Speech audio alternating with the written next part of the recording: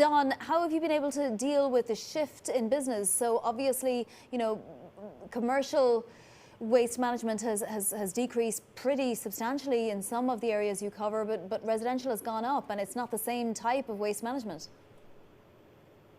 Right. Well, the good news is this is only temporary. So we certainly did see increases in waste generation in the residential system.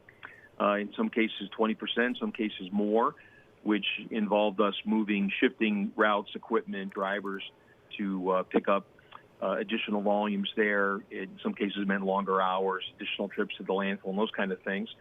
So the good news was, because we had some service interruptions on the other side of the business, we were able to shift the resources. And as it relates, that's kind of moderated now and stabilized. So the hardest part was understanding where it was going to stabilize. So we were kind of chasing an unknown at the time. But we've seen all that stabilize. In fact, some of the residential volumes have started to now come down as people are moving back to work.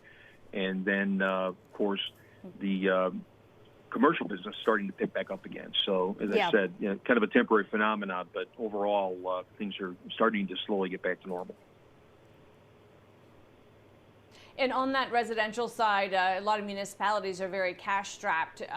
When you have extra costs, higher volume, are you able to kind of extract a higher fee, or do you just eat that and wait for it to get back to normal?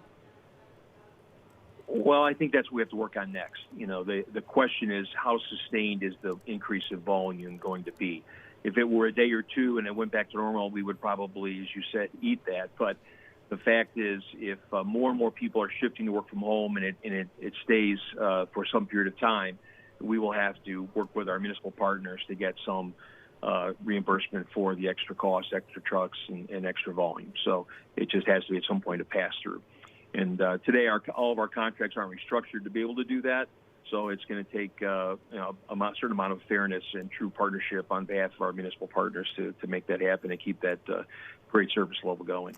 Yeah, Don, will you be able to do anything with margins in this environment? And also, obviously, before this all happened, the waste management industry was trying to make innovations, right? So there was a lot going on with you and also your competitors to try and automate some of this. Does that continue in this environment?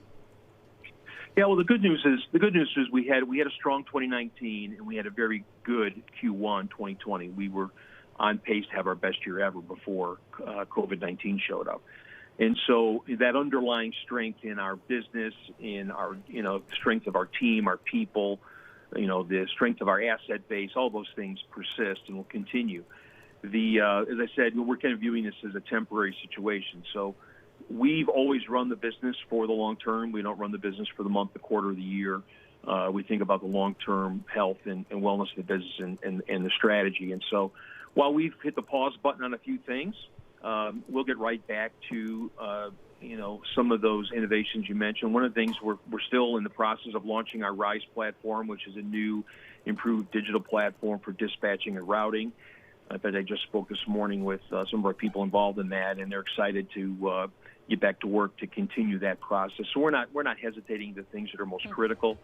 And we were able to flex our capex spend based on the volume drop. So those are the kind of things that really help make our business. Don, we have to leave it there.